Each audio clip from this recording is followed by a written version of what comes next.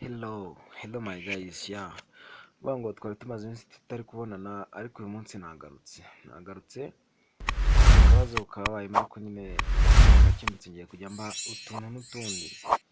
Minsi tugiye gukora ku bintu bijyanye na like. Urabona nk'ino foto imaze amasaha 23 ariko ifite like 1000. Weho urabikora ute kugira ngo ibi bintu bikunde?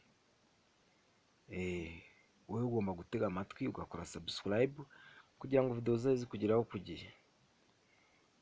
Ni ukuvuga ngo ugomba kuba ufitemo like ubwoko bubiri, hari na ya light n'iyi ngiyi yitwa Facebook, ari ngiyi nini iriya ya mbere tu ya Facebook. Urabona ko ziba zitandukanye.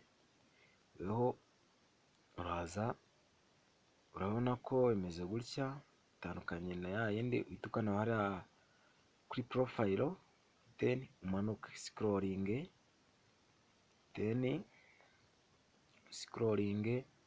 urabona ko imaze amasaha 23 kandi handitse photos, uhita ukanda hariya handitse album, then urahita ubona amafoto yawe uyakandeho utegereze like, urebe uburyo tugiye kuzizamura. Wowe gukora subscribe ku buryo nta video n'imwe izongera kujya igucika. Then ukandeho, urabona ko amafoto wapostinze yose araza. Amafoto yose wigeze gupostinga aza hano. Aya ni amafoto uba warigeze gupostinga. Kanze turebe ngewe iyo ndaza guhita nshyiraho, then ukabona ko ibintu ari fresh. Then yamfashe iyi ngiyi,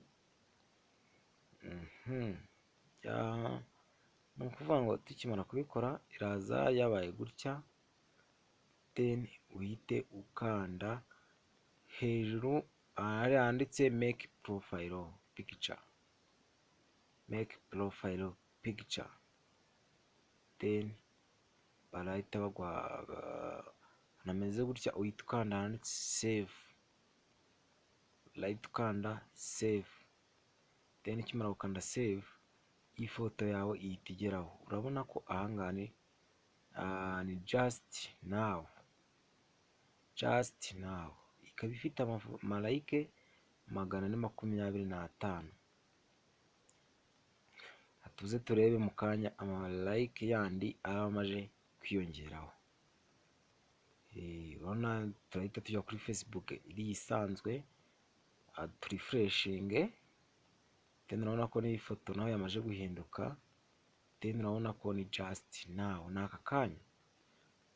Urabona ko zamaje kujyaho zingahe? Ebyiri zimaje kwiyongeraho kandi biracyari just now.